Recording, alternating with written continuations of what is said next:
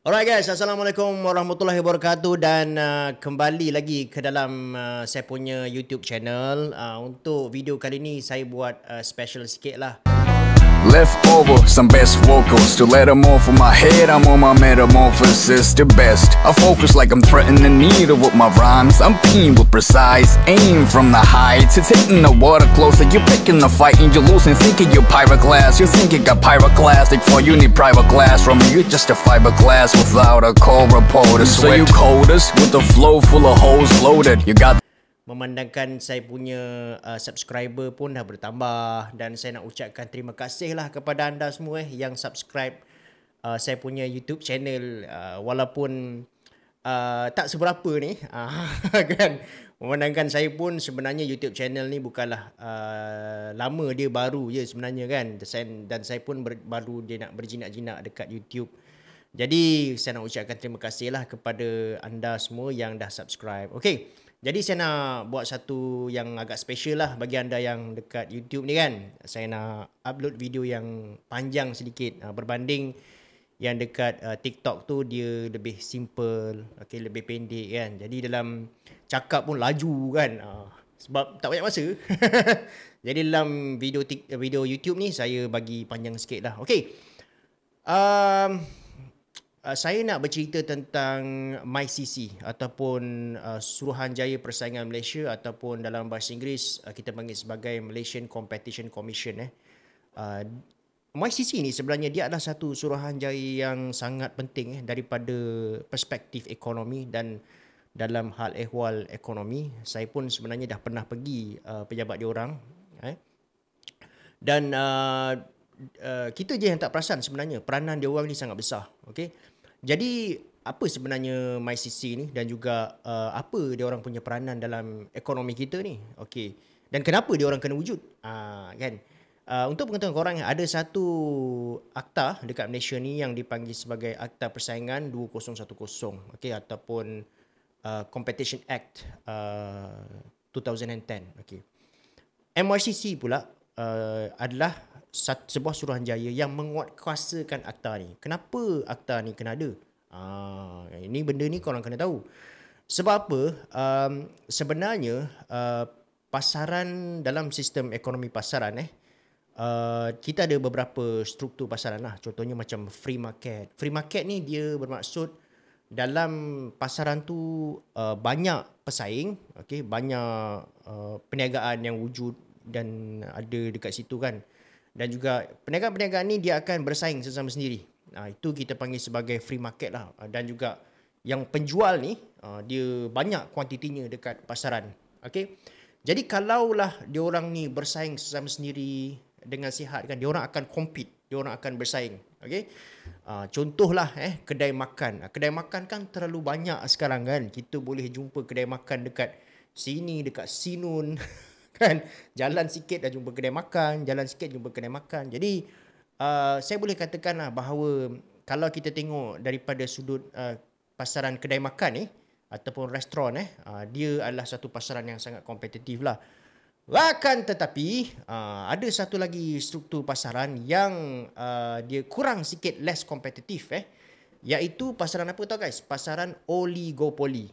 Dia bukan monopoli, dia adalah oligopoli. Bila kita katakan monopoli ni bermaksud dia je lah satu-satunya yang menjual produk ataupun servis tu.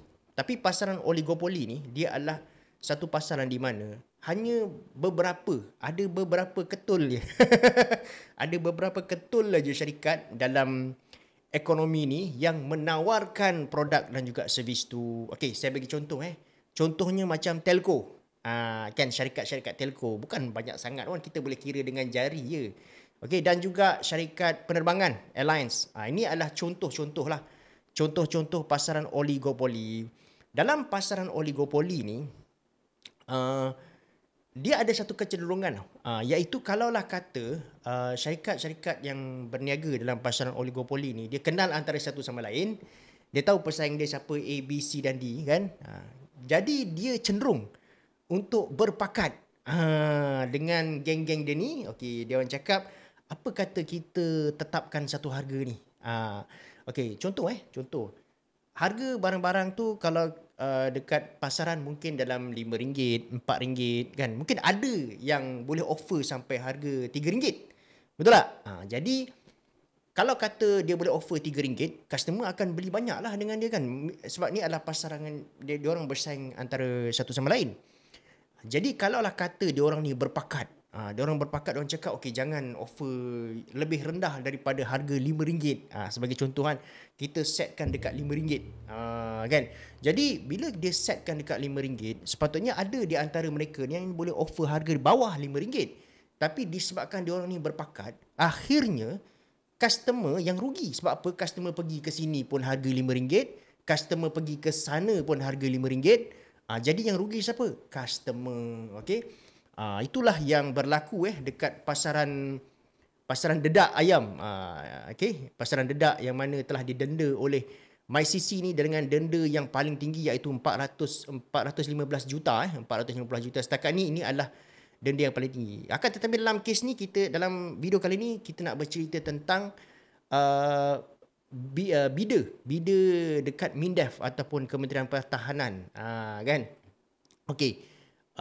Kita cerita pasal kes yang berita terbitkan pada 21 Disember. Dekat sini saya baca lah. Iaitu MINDEF serah dokumen tender 7 syarikat terlibat tipu bidder pada MyCC. Maksudnya, sebab apa guys? Bila saya baca berita ni, saya rasa macam agak shocking. Saya shocking sebab apa? Maafkan saya lah kalau saya salah. Maafkan saya kalau saya silap. Tapi ini adalah kali pertama saya dengar satu berita dan juga tindakan daripada MyCC yang mana diorang mengambil tindakan terhadap syarikat yang bidding. Sebelum ni kan kita dengar MyCC ni dia ambil tindakan ke atas syarikat-syarikat yang berpakat untuk menetapkan harga kepada end consumer, kepada pelanggan. Ini adalah kes yang agak luar biasa sebab apa? Dia melibatkan pembidaan kontrak kerajaan. Jadi bila saya baca ni macam wah, dekat proses pembidaan kontrak kerajaan ni pun ada pakatan juga sebenarnya. Okey, bila diorang ni berpakat bila oligopoli ni berpakat, dia membentuk satu kartel. Kartel ni salah. Kartel adalah satu kesalahan di bawah Akta Persaingan 2010. Kartel ni kita boleh kata sebagai monopoli haram. Monopoli dia tak salah kalau kata memang ada satu organisasi tu yang memang dia monopoli. Contohnya macam TNB, dia monopoli dari segi aspek electricity distribution, tak salah tau. Sebab memang dia memang monopoli. Sebab apa? Dalam struktur pasaran ni memang ada certain market ni yang memang kena ada monopoli. Sebab pasaran tu mungkin dia bukan semua orang boleh masuk ke dalam pasaran tu sebab dia melibatkan kepakaran, dia melibatkan modal yang tinggi. Jadi bukan semua syarikat boleh masuk dan juga compete. Jadi wujudlah monopoli yang mana dia ada capital yang besar, dia ada kekuatan dari segi kewangan, dia monopolize lah kan. Tapi kartel adalah satu kesalahan di bawah Akta Persaingan. So kalau kita baca dekat sini Kementerian ni berita yang keluar pada 21 hari bulan Disember. Kementerian Pertahanan menyerahkan dokumen berkaitan 4 tender perolehan. Dia ada 4 tender membabitkan 7 syarikat yang terlibat dalam kegiatan menipu bidder kepada MyCC untuk tindakan lanjut. MINDEF dalam kenyataan memaklumkan semua perolehan itu membabitkan 4 tender pembekalan barangan, dia supply barang dekat MINDEF dan perkhidmatan yang dianggarkan bernilai 20.8 juta. Dengar sini baik-baik, dia daripada 2016 hingga tahun 2010. Bermaksud dia adalah satu kes yang lama lah. Dia bukan kes baru guys, dia kes yang lama. Baru pecah tembelang kan. Sebelum kita tak tahu pun. Sebab tu saya cakap saya tak pernah dengar kes kartel yang membabitkan tender. Okay, ni mungkin the first time saya dengar lah. Mungkin kalau you all ada dengar kes-kes lain yang melibatkan MyCC punya investigations, boleh share dekat ruangan komen lah. Tapi setakat ni inilah pertama saya dengar kes yang membabitkan kartel membida. Okay. So semua perolehan terlibat dalam siasatan ni dilaksanakan secara tender terbuka dan sebut harga mengikut tata cara perolehan ditetapkan. Okay guys, Dia ada sebut kat situ dia adalah tender terbuka. Okey, bila kita katakan tender terbuka ni bermaksud biasanya syarikat yang menawarkan harga yang paling rendah sepatutnya menang tender tu, betul tak? Sebagai contoh lah, katakanlah ada 3 syarikat Satu syarikat ni dia offer pada harga 300,000 contoh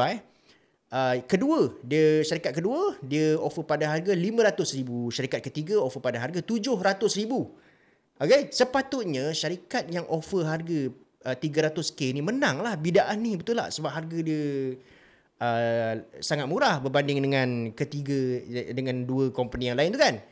Akan tetapi jika ketiga-tiga syarikat ni berpakat dia bermaksud ketiga-tiga syarikat ni dia berpakat lah, dia cakap antara satu sama lain, okey macam ni lah kau syarikat yang pertama sekali kau boleh bid pada harga 300k. Okay, jangan bid pada harga 300k.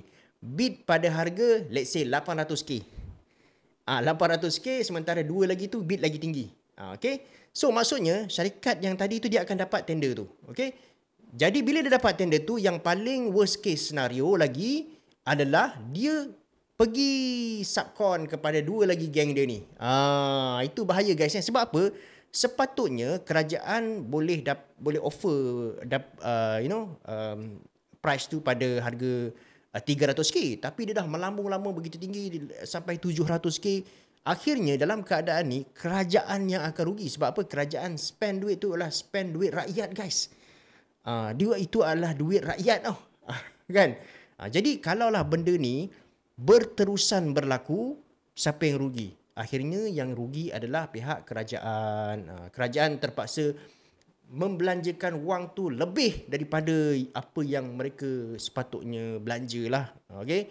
Jadi itulah kesan-kesannya. Tapi kita bersyukur jugalah sebab kalau kita tengok lately MyCC ni dia macam sangat aktif baguslah sebab apa? Dia boleh menghalang syarikat-syarikat ni daripada membentuk kartel yang akhirnya akan merugikan ekonomi kita. Okay, dalam jangka masa panjang kalau kita tak ambil perhatian dan kita tak ambil tindakan. Jadi syabas kepada MyCC dan juga dalam Belanjawan 2024 pun kerajaan dah meningkatkan, dah tambah dia punya peruntukan sebanyak 10 juta ringgit. Jadi expectation terhadap MyCC pun tinggi. Alright guys, sekali lagi saya ucapkan syabas kepada MyCC. Teruskan memeteras aktiviti kartel dekat negara kita.